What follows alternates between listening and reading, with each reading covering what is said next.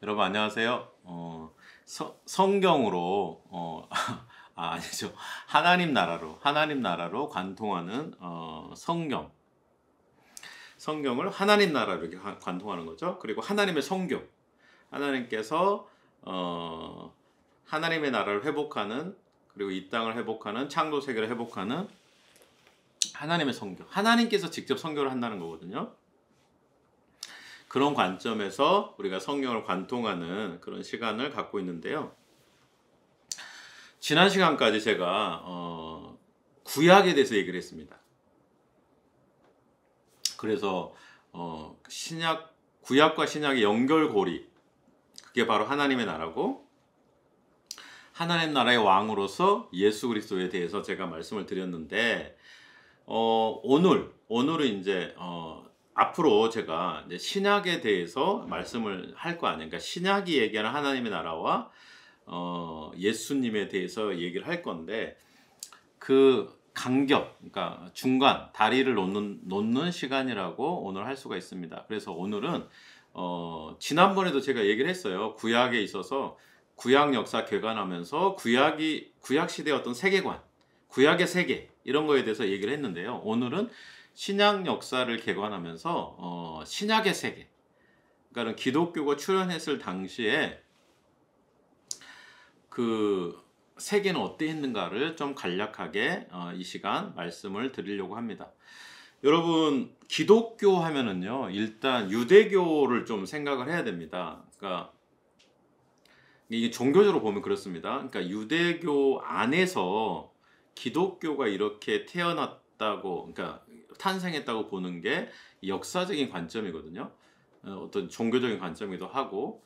그래서 오늘 그 부분에 대해서 좀 말씀을 드리려고 합니다. 그래서 기독교가 탄생하기 전에 유대교 상황에 대해서 조금 말씀을 드리려고 해요. 제가 구약 역사를 개관하면서 구약의 세계를 얘기하면서 바벨론 포로기를 얘기를 했죠. 그러니까 바벨로니아로 남유다 백성들이 포로로 끌려갔다. 그리고 거기서 우리가 하나님을 제대로 믿지 못했다는 거에 대해서 깊은 반성이 있었고, 바벨론 귀환을 하면서 경전을 다시 정리하고 예루살렘 성전을 다시 짓고, 그 다음에 예루살렘 성벽을 다시 쌓고, 그래서 에스라 느헤미야 시대가 실제적으로 보면 어떻게 보면 진짜 유대교의 탄생이라고 볼 수 있는 그런 시점이라고도 말씀드렸습니다. 이제 유대인들이 예루살렘으로 귀환한 이후 역사에 대해서 좀 말씀을 드리는데요. 헬레니즘 문화와 유대교라는 제목이에요. 헬레니즘에 대해서 좀 여러분이 알아두면 좋겠죠. 그러니까 그 전에는 여러분 바벨로니아, 페르시아의 영향을 받았다면 이제 이스라엘 사람들이 그리스의 영향을 받는 겁니다. 그러니까 그리스의 영향력이라는 것은 알렉산더 대왕, 알렉산드로스죠. 알렉산드로스 대왕이 정복 활동을 하면서 이스라엘까지 점령을 하는 거예요. 그게 이제 BC 332년, 그리고 331년에 BC 332년에서 331년에 알렉산드로스 대제가 이스라엘을 정복하는 거예요. 유대를 정복하는 거죠. 그러면서 이 유대가 헬레니즘화되는 그런 상황을 이제 지금 설명하는 겁니다.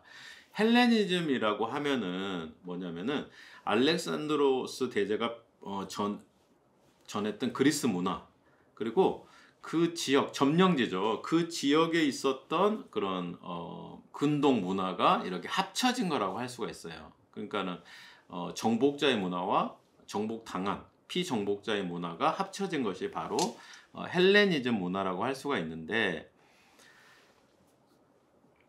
서로 영향을 주고받는 거죠. 헬레니즘 문화가 탄생을 하는데 거기는 어쨌든 그리스 문화가 농축되어 있었다고 할 수가 있겠죠. 그러면서 유대 지역, 그리고 유대 외 밖의 지역들이 그리스화 되는 거예요. 더 구체적으로 얘기하면 헬레니즘화 되는 거죠.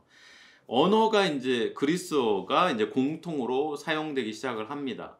그러면서 어떤 일이 발생을 하냐면은 디아스포라, 유대인인데 이스라엘에 살지 않고 지중해라든가 다른 지역에서 살고 있었던 이 디아스포라 사람들이 자기 언어를 할 수가 없는 거예요. 예를 들면 미국에 한인 3세 정도 되면은 한국어를 모를 수도 있지 않습니까? 한인 3세 정도 되면은 그 사람들에게는 한국어가 이제 외국어가 되는 거죠. 마찬가지인 거예요. 이 헬레니즘 문화가 등장을 하면서 유대 밖에 있었던 이 히브리 사람들이 그리스어는 굉장히 농통한데 히브리어를 모르는 거죠. 그래서 이제 고민 속에서 나온 게 뭐냐면은 성경을 히브리어로 되어 있는 구약 성경을 그리스어로 번역해야 되겠다. 여러분 여기서 조심할 거는 아직 신약 성경이 쓰여지기 전에 얘기를 하는 거예요. 제가 지금 헬레니즘 문화가 등장을 했을 때 유대 밖에 있었던 사람들이 그리스어에 익숙해졌다.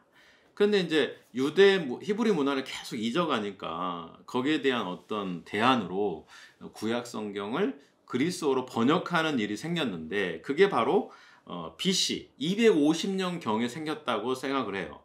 BC 250년경에 구약 성서가 그리스어로 번역이 되었다. 그게 바로 그 유명한 70인역, 셉투아진트라고 하는 그 70인역이 그때 쓰여집니다. 여러분 이 70인역이 중요한 이유는요. 기독교인들 있죠. 초대 기독교인들, 예수님도 마찬가지고 초대 기독교인들이 70인역을 많이 봤다는 거죠. 그리고 교회 역사가 펼쳐질수록 라틴어로 성서가 번역되기 전에는 대부분의 기독교인들이 이 70인역을 봤다는 게 중요해요. 이 70인역 성서가 기독교 역사에 영향을 미치는 거예요. 그러니까 어떻게 보면 히브리 성서보다도. 그래서 이게 중요한 겁니다. 70인역 성서가 기독교인들에게 읽히면서 미묘하게 이 70인역의 생각들이 기독교인에게도 영향을 미쳤다. 어쨌든 헬레니즘 문화가 유대인들에게 영향을 미치면서 70인역 성서라는 것이 번역이 되었다. 또 두 번째 좀 중요한 사건이 있습니다. 알렉산드로스 대제가 죽어요. 죽으면서 그 알렉산드로스의 후계자를 남기지 못하죠. 남기지 못하면서 알렉산더 대왕이 다스렸던 그 지역이 세 군데로 이렇게 쪼개지는 일이 생기거든요. 이스라엘만 말씀을 드리면은 이스라엘은 한때 프톨레마이오스 왕조, 한때는 프톨레마이오스 왕조의 지배하에 있다가 BC 198년에 셀레우코스 왕조의 지배하에 들어가요. 셀레우코스 왕조의 지배하에 들어가는데 이 셀레우코스 왕조의 안티오코스 4세 에피파네스, 뭐 굉장히 역사에서 유명한 사람이죠. 그러니까 유대인을 박해했던 대표적인 인물인데 안티오코스 4세 에피파네스라는 인물이 어떤 정책을 이스라엘에 펴냐면은 히브리적이고 유대적인 것은 다 제거하고 여기를 헬레니즘화 시키려고 하는 거예요. 도배를 시키려고 하는 거죠. 문화 자체를 히브리적이고 유대적인 것은 완전히 제거하고 통치를 원활하게 하기 위해서 헬레니즘화하는 거를 쓴 거죠. 여러분 우리나라는 뭐 이런 게 익숙하죠. 뭐 일제 시대 때 일본 사람들이 그 민족 말살 정책이라고 하지 않습니까? 우리 조선의 문화랑 언어를 억압하고 일본식으로 다 바꾸려고 했던 그런 거라고 볼 수가 있어요. 그런데 유대인들은 굉장히 종교적인 민족이었기 때문에 이 안티오쿠스 4세 에피파네스의 정책을 견디질 못했죠. 그러니까 왜냐하면 유대교에 완전히 오리엔테이션 되어 있는 민족이었기 때문에 예를 한번 들어보세요. 율법을 지키지 못하게 하고 안식일을 지키지 못하게 하고 할례를 금지하고 심지어는 예루살렘 성전에 제우스 상을 세우고 이러면서 너무나도 많은 유대교의 관점에서 보면은 너무나도 많은 변절과 훼손이 일어나게 되는 겁니다. 그래서 이래서는 안 되겠다. 유대인들 사이에서 독립운동이 일어나요. 상대방이 봤을 때는 반란 사건이죠. 그래서 이거를 이제 뭐 마카베오스 반란이라고도 하는데 뭐 유대인의 관점에서 보면은 독립운동이라고 할 수가 있죠. 이 마카베우스라는 사람이 유대인들과 함께 군사적인 어떤 반란을 성공시키면서 BC 164년에 성전을 정화하는 사건이 일어나게 됩니다. 그래서 BC 164년이 성전을 정화하는 굉장히 중요한 사건이고요. 이 사건을 통해서 마카베우스 가문은 하스모니안 가문을 이루면서 통치자가 되는 거예요. 그런데 이제 기독교는 로마 제국하에서 탄생을 했잖아요. 근데 BC 63년에 로마가 다시 이스라엘을 정복하게 되는 거죠. 그러니까는 BC 164년에 예루살렘 성전이 정화된 재봉헌 사건, 다시 봉헌했다 그래서 재봉헌이라고 그러고, 그 다음에 BC 63년에 로마가 이스라엘을 점령한 그 사건 사이 약 100년 정도의 기간 동안 이 하스모니안 가문이 유대인의 독립을 유지하면서 이렇게 지내왔던 거예요. 예수님은 뭐 여러분 AD 1세기 1년에 태어났다고 보통 얘기되고 있는데 정확히 예수님이 언제 태어났는지는 알 수가 없지만은 뭐 BC 4년 이전이지 않을까. 그래서 BC 7년부터 BC 4년까지 학자들이 추론을 하는 것 같더라고요. 그래서 어쨌든 여러분 봐보세요. 다시 정리하면은 헬레니즘 문화, 그리스가 정복했을 때, 그리스 제국일 때 70인역 성경이 이제 번역이 됐다는 걸 기억하시고, 그 다음에 마카베우스 반란이 성공하면서 BC 164년에 성전이 재봉헌되었다. 그런데 다시 이 독립 국가를 유지했던 유대가 로마 BC 63년에 로마가 점령함으로써 독립을 잃어버린 거죠. 이 독립을 잃어버린 BC 63년부터 이제 독립을 잃어버린 겁니다. 잃어버릴 때 예수님께서 BC 7년에서 4년 경에 태어나신 거예요. 그러면은 예수님은 로마 제국하에 태어난 거죠. 그래서 여러분 신약 성경을 읽으면은 이제 로마적 배경 속에서 이야기가 전개되는 것을 알 수가 있어요. 그러니까 유대는 로마의 식민지로 있었던 거죠. 거기에 이제 거기 로마 제국의 황제는 첫 번째 황제인데요. 아우구스투스라고 첫 번째 황제라고 할 수 있습니다. 그러니까 원래는 옥타비아누스였는데 아우구스투스란 칭호를 얻으면서 황제가 되죠. BC 27년에 그런 사건이 있어요. 그러니까는 예수님 태어났을 당시의 황제는 옥타비아누스라고 불리는 아우구스투스라고 할 수가 있습니다. 여러분 그 로마 제국 하면은요 가장 유명한 말이 뭐냐면은 팍스 로마나예요. 팍스는 이제 영어로 하면은 피스라는 이제 평화라는 뜻이고요. 로마나는 이제 롬을 얘기해요. 로마를 얘기를 하는데 로마의 평화인데요. 이 로마의 평화란 말이 굉장히 무서운 말입니다. 뭐냐면 군사력과 정치력으로 인해서 외부 사람들을 완벽하게 숨도 못 쉬게 장악하는 거예요. 그러면서 평화가 유지가 되는 거죠. 저는 여러분 그 팍스 로마나를 생각하면은 그 이문열의 우리들의 일그러진 영웅 아시죠? 영화로도 만들어졌는데 거기에 엄석대가 많이 생각이 나요. 이 엄석대란 친구가 되게 몸짓도 있고 힘도 세가지고 그 반을 장악해버리죠. 그리고 거의 담임처럼 역할을 하고 시험 볼 때 어떤 친구들한테 너는 국어 시험 문제 네가 답안지 내. 너는 수학 네가 답안지 내. 이러면서 반을 완전히 장악하는 거죠. 엄석대에게 대항할 수 있는 사람은 아무도 없는 거예요. 저는 이 팍스 로마나를 보면은 엄석대가 생각이 나고요. 그러니까 팍스 로마나는 굉장히 상징적인 게 예수님께서 하나님의 나라를 얘기를 했잖아요. 그러니까는 엄밀하게 보면은 예수님이 말씀하신 이 하나님의 나라라는 것은 팍스 로마나와 굉장히 대립되는 개념이었을 거예요. 그러니까 군사력과 정치력에 의해서 유지되는 어떤 그런 평화, 억압된 평화죠. 그런데 하나님의 통치로 이루어지는 어떤 평화, 예수님께서 말씀하셨던 그런 것은 로마 시대의 배경에서 본다면은 굉장히 오늘날 우리가 생각하는 하나님의 나라와는 다른 개념으로 읽힐 수도 있다. 뭐 이런 힌트를 얻을 수가 있죠. 그리고 이제 이스라엘을 다스렸던 사람은 헤롯입니다. 그러니까 헤롯은 로마 식민지의 유대잖아요. 그리고 거기서 이제 로마의 어떤 정치적 하수인이죠. 헤롯은 그런 사람입니다.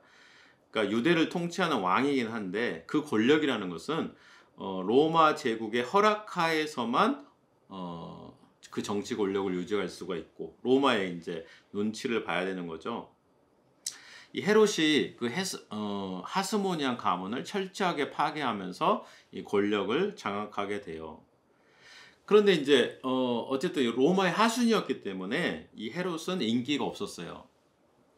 여러분, 그래서 이 헤롯이 이스라엘 사람들의 환심을 사기 위해서 시작했던 사업이 바로 성전을 재건축하는 거. 여러분, 신약 성서를 읽다 보면은 이 성전을 헐어라, 내가 3일 만에 다시 지으리라, 뭐 일으키리라, 이런 본문이 있는데 그것이 바로 헤롯 성전이고요. 세 번째 성전이에요. 그러니까 솔로몬이 지었던 예루살렘 성전이 있었고 굉장히 화려했었죠. 바벨론 포로기 이후에 유대인들의 어떤 정체성을 회복하기 위해서 지었던 초라한 성전이 있었고, 두 번째고, 그리고 이 세 번째 헤롯 성전이 나타나게 되는데 예수님 당시에 완공이 안 됐었고요. 굉장히 오랜 시간 동안 짓고 있었고 굉장히 화려하고 웅장했다고 합니다. 그러니까 여러분들한테 이 얘기를 하는 이유는 성경을 읽을 때 이 성전이라는 것이 뭐냐, 솔로몬이 지었던 그런 성전이 아니고 바로 헤롯이 유대인들의 환심을 사기 위해서 지었던 거다. 그런 거를 여러분 좀 아시라고 말씀드리고, 로마 제국은 지중해를 완전히 장악하고 있었어요. 지중해권을. 그래서 여러분, 지중해를 로마 제국의 호수라고 하지 않습니까? 그 집에 정원이 있다면 그 정원에 있는 연못 같은 그런 역할을 지중해가 한다는 거죠. 그래서 로마 제국의 호수를 지중해라고 할 정도로 이 지중해권을 완전히 로마 제국이 장악하고 있었고요. 로마 제국은 도로를 잘 닦았죠. 그리고 이제 바다 해양으로 이제 그러니까 사람들이 그 당시에 용로라든가 바닷길을 통해서 정비를 로마 제국이 잘 했고요. 그게 또 중요합니다. 왜 그러냐면은 기독교가 전해질 때, 여러분, 사도 바울이 2000년 전에 사람인데도 불구하고 공식교로 선교 여행을 3번이나 갔는데 스페인까지 가고 싶어 했던 거 아니에요? 이스라엘, 로마까지도 가고, 엄청나게 바다와 용로를 이렇게 했는데, 뭐 2000년 전에 사람이 그렇게 움직였다는 거 상상하기 사실 힘든 일인데, 로마 제국의 판도를 바울이 돌아다녔다고 보시면 되고, 바닷길과 용로가 그렇게 바울이 지나다닐 수 있도록 안전했던 것은 로마 제국이 잘 정비했고 잘 관리를 했다는 뜻이기도 합니다. 어쨌든 기독교 복음은요, 그런 로마 제국이 닦아놓은 바닷길과 용로를 통해서 신속하게 기독교 복음이 전해졌고, 기독교 복음은 농촌으로 들어간 게 아니라 원래 처음은 도시로 들어갑니다. 도시의 종교예요, 사실은 기독교는. 근데 그거는 로마 제국이 그만큼 교통을 잘 닦아놨기 때문에 가능한 일이었고, 그 다음에 여러분, 제가 아까 그리스어 얘기를 했는데요. 신약 성서가 그래서 그리스어로 쓰여진 거예요. 그러니까 구약 성서는 히브리어로 쓰여졌잖아요. 히브리 사람들의 언어이기 때문에. 그런데 이제 기독교 세계에서의 어떤 공용어는 그리스어였다는 거죠. 여러분, 이런 의문이 좀 들지 않습니까? 아니, 헬레니즘 문화 때 그리스어가 공용어가 됐는 거 이해가 됩니다. 그런데 지금 로마 세계인데, 로마 제국이 지배하고 있는데 왜 라틴어가 공용어가 아니라 그리스어가 공용어입니까? 그게 이제 과도기여서 그런 거죠. 이미 사람들 그리스어를 공용어로 사용하고 있었고, 이거를 계속 이제 후세 사람들이 가르쳤고, 로마의 언어는 이제 침투하기 시작한 거예요. 요즘처럼 뭐 이렇게 인터넷이라든가 디지털이 발달된 시대가 아니기 때문에 이 변화가 서서히 일어나는 거죠. 그러니까 이제 기독교가 발생했을 때는 라틴어의 영향보다는 아직까지 그리스어의 영향력이 큰 시대인 겁니다. 나중에요, 이제 성경은 라틴어로 번역이 되고 중세 천년을 지배하는 언어는 유럽 쪽에 라틴어가 되는 거죠. 그런데 성서가 쓰여질 때는 아직 아니에요. 그리스어가 아직까지 영향력이 더 큰 시대였고, 그래서 신약 성서는 일반인들이 대중들이 많이 사용했던 코인의 그리스어로 이제 기록이 되는 겁니다. 여러분, 만약에 예수님께서 한국에서 태어나셨으면은 한국어로 성서가 기록이 됐을 텐데 뭐 많이 아쉽네요. 물론 뭐 2000년 전에 오셨으면은 한문으로 기록이 됐겠네요. 그러면 우리가 또 한문 공부하느라고 좀 고생을 했을 텐데, 예수님께서 어쨌든 그 지중해권에 오셨고 지중해권의 공용어는 코인의 헬라어였다. 그리스어였기 때문에 그리스어로 기록이 됩니다. 여러분, 한 가지만 좀 더 말씀드릴게요. 기독교가 제가 유대교에서 출발을 했다고 말씀을 드렸는데 그 당시 유대교가요 단일화된 종교가 아니었어요.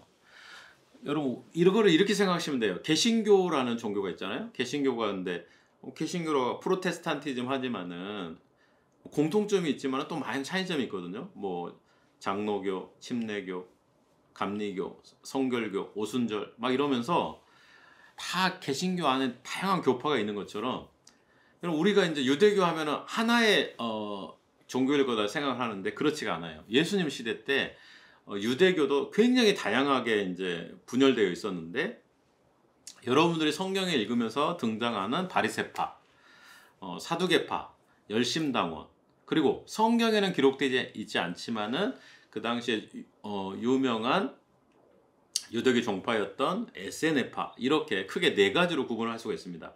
이런 바리새파는 율법을 마을과 가정, 공동체로 가져온 거예요. 그러니까 여러분, 유대인들에게 있어서 율법은 제사 중심의 어떤 성전 중심, 제사 중심, 예루살렘 중심으로 될 수가 있는데, 이 바리새파의 고민은 뭐냐면은 율법을 가정과 삶으로 가져와야 된다. 어떻게 보면 굉장히 개혁파죠. 그런 사람들이었던 거예요. 그래서 율법을 되게 중시해. 생활 속에서 어떻게 율법을 지킬까를 고민해. 그래서 성서에 보면은 율법하면 바리새파가 등장하는 거예요. 예, 어쨌든 여러분, 바리새파. 두 번째는 사두개파. 사두개파는 제사장층이고 귀족층이에요. 그러니까 뭐냐면 바리새파보다 어떻게 보면 조금 더 신분이 위에 있는 거죠. 근데 이 사람들은 성전을 중심으로 활동했던 제사장 그룹이기 때문에 예루살렘을 중심으로 활동을 했어요. 그리고 예루살렘을 로마가 완벽하게 장악하고 있었기 때문에 정치적으로 보면은 로마와 좀 가까웠던 사람들. 다시 정리합니다. 사두개파는 귀족층이고 제사장층이었다. 성전 중심으로 활동했고 로마에게 친한 친노파였다. 여러분, 바리새파와 사두개파의 굉장히 중요한 차이점이 있는데요. 바리새파는 오늘날 우리가 보던 구약 성경을 다 봤어요. 대신에 사두개파는 모세 오경만 인정했어요. 그러니까는 교리가 달라요, 여러분. 그래서 성경에 굉장히 중요한 대목이 나오는데, 사두개파는 모세 오경만 믿었기 때문에 부활을 믿지를 않았어요, 여러분. 왜냐? 모세 오경에는 부활 이야기가 없어요. 성경에서 부활을 굉장히 강조하고 있는 대목이 뭐 에스겔이라든가 다니엘서 뭐 이런 거잖아요. 근데 모세오경에는 그게 없어, 부활 이야기가. 그래서 부활을 믿지 않았단 말입니다. 그래서 신약 성경에 보면은 예수님께 딱 가가지고 부활이 있는 거를 따지는 그런 대목이 이 사두개파에서 나오는 거죠. 열심당원은 뭐냐면은 쉽게 얘기하면은 우리로 얘기하면 일제시대 때의 어떤 독립군이라고 할 수 있어요. 이 사람들은 마카베오스 봉기 있잖아요. 제가 마카베오스 봉기를 모범으로 해서 로마로부터 정치적으로 독립하길 추구했던 사람들이에요. 유대교 종파 중에 독립군, 그러니까 정치적인 어떤 군사적인 걸로 로마로부터 독립해야 된다, 이렇게 추구했던 사람들이 열심당원이고, 성경에는 나오지 않지만은 당시에 굉장히 영향력 있었고 유명했던 그룹 중에 에세네파가 있는데, 에세덴파는 분립합니다. 그러니까 유대교 공동체로부터 완전히 분리돼가지고 자기들만의 어떤 종교적인 순결을 유지하면서 운둔하면서 메시아를 기다렸던 사람들이라고 할 수가 있습니다. 여러분, 이런 다양한 교파가 있지만은 종파라고 해야 되죠. 종파가 있지만 이 유대교인들의 공통점이 뭐냐면은 여호와 하나님을 유일신으로 믿는 것. 그리고 이 사람들이 공통적으로 메시아 대망 사상을 유대인들이 많이 갖고 있었어요. 메시아 대망 사상. 하나님의 통치가 이루어진다는 거죠. 그 하나님의 통치를 갖고 올 메시아가 온다는 거야. 여러분, 이게 기독교를 탄생시킨 거예요. 그러니까는 그 당시 사람들이 로마의 어떤 억압 속에서 굉장히 오랜 시간을 거쳤잖아요. 특히 유대인들의 고난이라는 것은 뭐 세계 모든 사람이 알 정도로 굉장히 고난의 역사를 써온 사람들이 그 당시 2000년 전의 유대교인들이 그 전부터 예수님 오시기 오래 전부터 하나님께서 유대 공동체를 회복할 것이다. 그런 메시아 대망 사상을 갖고 있었다는 거죠. 여러분, 여기서 굉장히 중요한 게 하나 나오는데요. 기독교가 도대체 뭐냐? 기독교가 도대체 뭐냐면은 그 메시아가 바로 예수시다. 이렇게 믿는 사람들이 기독교인이 된 거예요. 그리고 그 사람들이 오늘날 이 세계에서 가장 큰 기독교를 출발시킨 겁니다. 여러분, 예수님을 예수 그리스도라고 얘기하잖아요. 근데 사실은 이 예수 그리스도란 말이 굉장히 중요한 말인 게 예수는 그리스도시다. 그리스도는 도대체 뭐예요? 메시아라는 거지. 예수님이 곧 메시아다. 그러니까는 2000년 전에 유대인들에게 있어서 메시아 대망 사상은 굉장히 중요했고 하나님께서 하나님의 통치를 회복시킬, 그러니까 하나님의 나라죠. 하나님의 나라를 갖고 올 건데 많은 유대인들이 그런 생각을 갖고 있었어요. 그런데 기독교는 도대체 뭐냐? 하나님의 통치를 갖고 온 그 하나님 나라의 왕이 바로 예수라는 것을 믿는 사람들이 기독교인이었다는 거지. 그걸 믿지 않는 유대인들은 그냥 유대인으로 남았던 거예요. 그런데 유대인 중에서도 아니야. 예수께서 우리가 기다렸던 그 메시아야. 하나님의 통치는 예수 그리스도를 통해서 시작됐어. 하나님의 나라는 이 땅에 임했어. 이렇게 믿고 그 운동을 지속시켰던 사람들이 바로 오늘날까지 이어진 게 여러분 기독교라는 거죠. 그래서 그 신약 성경의 첫 부분이 하나님 나라로 시작하는 거예요. 거기 보면은 예수님께서 사역을 딱 시작하시면서 하나님의 나라가 가까이 왔다. 회개하고 복음을 믿어라. 이런 얘기를 여러분 하는데요. 그런 맥락 속에서 이 하나님의 나라를 이해를 해야 이 하나님의 나라가 굉장히 유대인들이 고대했던 곳이구나. 그리고 예수님께서 하나님의 나라를 선포했을 때 사람들이 바로 반응을 보였던 이유는 바로 그런 이유구나. 그렇게 생각을 할 수가 있죠. 여러분, 역사적으로 보면은 이 기독교라는 거는 그 유대교 종파 안에서도 나사렛파라고 불렸는데요.